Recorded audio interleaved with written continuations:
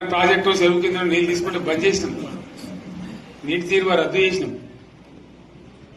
అట్లా ఎన్నో సదుపాయాలు చేసుకున్నాం. రైతులు బాగా జరుగుతుంది.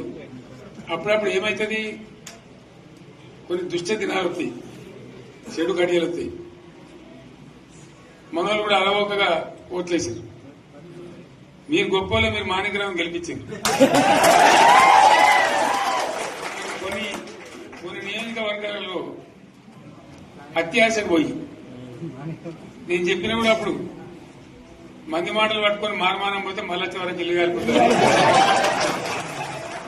వీళ్ళని నమ్మితే అమాంతం మింగుతారు, మోసపోతాం.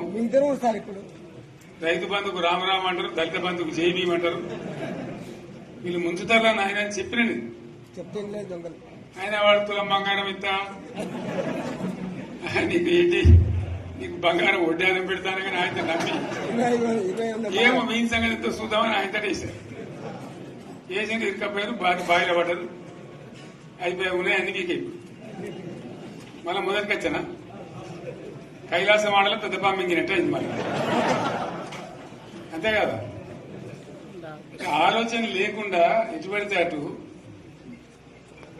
ఎవడో ఏదో చెప్తే నమ్మి ఓట్లేస్తే ఏమైంది అనేది ఒక మంచి గుణపాఠం ఇది తెలంగాణ. గ్యారంటీగా మంచిగా సంసారం జరుగుతుంది. జర తువ్వకొచ్చినాం, రైతులు ఇంత ముఖం తెలివైతుంది, ఇంత బాకీలు కట్టుకుంటుండ్రి. ఎంతో మంది పాపం సిటీలు వేసుకుందరు, ఏదో వేసుకుందరు. రైతు బంధు పైసలు పడితే ఎంత సంతోషం ఉంటుంది. ఆయన మీద గంగ గడిచిపోయి ఇప్పుడు వాడు ఇతడో ఏడో భగవంతుని కరెక్ట్ ఇచ్చినప్పుడు మోసమే. ఏదో మళ్ళీ ఎలక్షన్ కోసం దానికోసం చేస్తారు తప్ప కడుపునిండా ప్రేమ ఇచ్చేది ఇట్లే ఉంటుందా? సర్పంచ్ ఎలక్షన్ పెట్టింది సార్. మనం ఉన్నప్పుడు కరోనా వచ్చింది. కరోనా వస్తే కూడా నేను రైతు బంధు ఆపలేదు. కరోనా వచ్చి రాష్ట్రానికి రూపాయి ఆదాయం రాకపోయినా 4-5 మంచి స్కీములు తెచ్చి ఇవాళ కాపాడుకున్నాం. గౌరవంగా బతికింది రైతులు. బీమా వచ్చినండి, రైతు బీమా పెడితే ఎంతమందికి సాయం జరిగింది. గుంట భూములను కూడా మంచిగా సాయం జరిగింది. చిన్న రైతు కూడా సాయం జరిగింది. అట్లా అందరికి మనం గొర్రెల కాపలకు గొర్రెలు ఇవ్వడం కానీ, చేప పిల్లలు కానీ, అనేక రకాల అన్ని వర్గాల ప్రజలను ఎట్లా ఆదుకోవాలని అట్లా ఆదుకున్నాం. మా తెలంగాణ కదా మేము తెచ్చుకున్నాం కష్టపడి. మా వాళ్ళందరి పైకి రావాలి. కాంగ్రెస్ గవర్నర్ ముస్లింలో ఓట్లేసుకున్న తప్ప ముస్లింలకు మనం చేసిందా?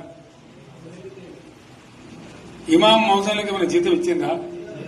మనం వచ్చినాకనే ఫస్ట్ టైం వాళ్ళని గుర్తించి వాళ్ళని గౌరవించుకున్నాం. ముస్లిం మైనార్టీ పిల్లలకు, మన గిరిజన పిల్లలకు, మన ఎస్సీ పిల్లలకు, మన బీసీ పిల్లలకు ఎంత మంచి రెసిడెన్షియల్ స్కూల్ పెట్టుకున్నాం. అందరినీ కూడా ముందు తీసుకుపోవాలి. ఇవాళ మన కళ్ళ ముందని నాకు బాధ కలిగేది ఏంటంటే, చిన్న వర్గాల ప్రజలు కాన్వెంట్ స్కూళ్ళలో చదివించలేరు, వాళ్ళ పిల్లలు కూడా బాగా చదవాలని చెప్పి ఎస్సీలకు, బీసీ, మన మైనార్టీ సోదరులకు గురుకుల పాఠశాలలు పెట్టారు. అద్భుతమైన చదువు చదువుకునేవాళ్ళు. ఇవాళ మొత్తం రోజు బడి పిల్లలు విషాహారము, కడుపు నొచ్చుడు, బాధపడు, పురుగులు అన్నం పెట్టుడు. పిల్లలు వెళ్ళిపోతున్నారు ఆ స్కూళ్ళ నుంచి, ఇళ్ళకి వెళ్ళిపోతున్నారు. తల్లిదండ్రులు కూడా భయపడి తీసుకుపోతున్నారు. ఏం ఘోరం ఇది నాకు అర్థం కాదు. మళ్ళీ ఇది చేసిన కూడా ఇప్పుడు మళ్ళీ అదే కాంగ్రెస్ పార్టీ అంతేనా? మళ్ళా పాత కాంగ్రెస్ మోపైంది, మళ్ళా కరెంట్ కోతలు మోపైనాయి. వెనకాలం ఇంకేం గత అవుతుందో, మార్చి ఏప్రిల్ ఏమవుతుందో. ఇంకా కరెంటు కోతలు మోపైనాయి, మంచినీళ్ళు సరికొత్తలు, అడిగే నాతులు లేడు. ఎవడన్నా గట్టిగా నిలదీసినట్టు వారికి పోలీసు నిలబట్టేయడం. ఇదేనా రాజ్యం? ఇట్లా ఉండదా రాజ్యం? ఎందుకు వచ్చింది ఈ పరిస్థితి చెప్తా. నాకు తెలిసి నాకేం గుర్తులేదు. నేనేమంటున్నా అంటే, ఇట్లా అనేక పనులు చేసుకున్నాం మనం. గోదావరి నుంచి నీళ్లు తెచ్చుకున్నాం, నీళ్లు తెచ్చుకొని మంచినీళ్ళ తర్వాత సాగునీళ్ళు ఎంపడబడ్డాయి. మెదక్లో యువతల ప్రాంతం అంతా కొంత అందినే నీళ్లు, పాత మెదక్ జిల్లాలో. నీటికి మిగిలిపోయినాయి మన 2 తాలూకాలు, నారాయణఖేడ్, జైరాబాద్. వాళ్ళకి నీళ్లు కావాలి. ఎట్లా రావాలి గోదావరి నీళ్లు? సింగూరు ఒక టైంలో నిండుతుంది, ఒక టైంలో నిండదు. మరి నిండినప్పుడు ఎట్లా గోదావరి నీళ్ళే దిక్కు. సింగూరు నుంచి లిఫ్ట్ చేసి సంగమేశ్వర బసవేశ్వర అని 2 లిఫ్ట్లు పెట్టుకున్నాం. 2 తాలూకాలకు రెండింటికి కూడా లక్ష ఎకరాల పైచీలకు వచ్చేట్టు ఎకరాల నీళ్ళ చెట్టు పెట్టుకున్నాం. మళ్ళీ మన నుంచే కావాలి, మళ్ళీ ఇది లైన్లోకి రావాలి. అందరు మంచిగా ఉండాలి. ఎందుకంటే మనకు మన పార్టీకి కులం లేదు, మతం లేదు, జాతి లేదు. తెలంగాణలో ఉన్న ప్రతి బిడ్డ మనోడే. వాళ్ళు ఏ మతం ఉన్నారు, ఏ కులం ఉన్నారు మనకు అవసరం లేదు. ఈ తెలంగాణ బార్డర్ గీత లోపలిన బిడ్డలు అందరు మనోళ్ళే, అందరు బాగుపడాల్సిందే. ప్రతి ఒక్కరికి న్యాయం జరగాల్సిందే.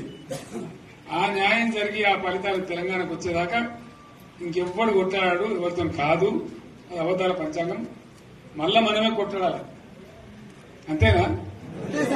పక్క మాట అనేది కొట్లాడదాం కదా. ప్రాణం పోయినా సరే తెలంగాణకు రక్షకులు మనమే. తెగించి కొట్లాడాల్సిందే. తెలంగాణ హక్కులను కొట్లాడాల్సిందే. మనమే కొట్లాడి తీరాల్సిందే. కానీ రెండవ మాట లేదు.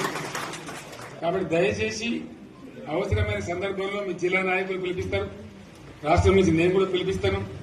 మీరు సిద్దపడి ప్రత్యక్ష ప్రజా పోరాటాలు లేవదీసైనా సరే మన ప్రాజెక్టులు సాధించుకోవాలి, మన నీళ్లు సాధించుకోవాలి, మన ప్రజలకు అన్యాయం జరుగుతుంటే ఎదురు తిరగాలి, కొట్లాడాలి. తప్పకుండా ప్రజలకు న్యాయం చేసేదాకా మనం ముందు పోతూనే ఉండాలి. తెలంగాణ కోసమే బయలుదేరిన జెండా గులాబీ జెండా. తెలంగాణను సాధించింది గులాబీ జెండా. తెలంగాణను మంచిగా చేసి లైన్లో పెట్టింది గులాబీ జెండా. భారతదేశంలో నంబర్ 1 అనేక విషయాల్లో చేసి సాధించి చూపెట్టింది గులాబీ జెండా. సరే, నేను గంభీరంగా మౌనంగా చూస్తున్నా. నేను కొడితే వట్టి కొట్టు నాకు అలవాట్లేదు కదా. చూద్దాము.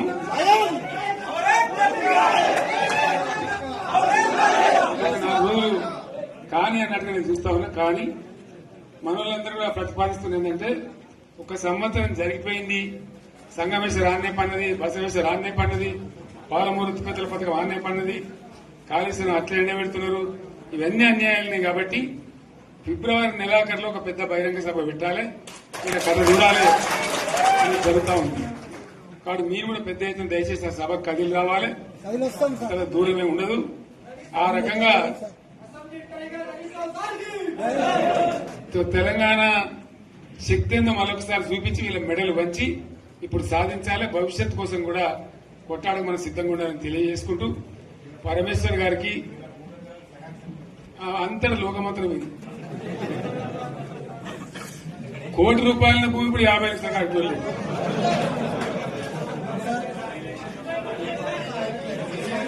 ఈ ఒక్కని బాధ ఒక ఆయన వచ్చింది. మన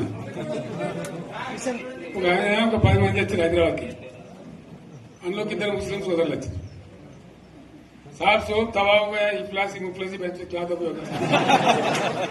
तुम्हारा क्या हुआ बहन, तुम्हारा क्या हुआ? तुम हैदराबाद में तुम लोग हैं. मेरा कारोबार है साहब, मेरा छोटा मोटा कारोबार है, होटल भी है. 70% गिर गया. हर कोई पूछ रहे, हर कोई केसीआर को याद कर रहे सामान. వాళ్ళు మాట్లాడుతున్నారు. ఎక్కడ ప్రతి ఒక్కరు భూముల ధరలు పోయినాయి, మందు పోయినాయి, మసాలా అన్ని పోయినాయి.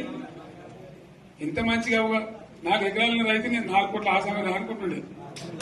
అంత ధీమా ఉంది.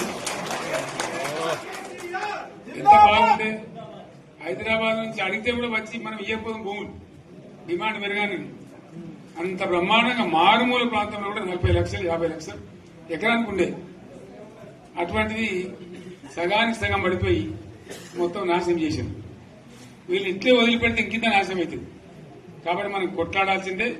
నేను ఇంకొక మాట మీకు చెప్తా.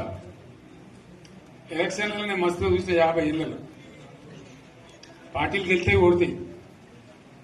ఇంత మాయలు ఏడాది లోపలనే కాంగ్రెస్ పార్టీ దొరికితే కొడతాం రానంత గొప్పగా.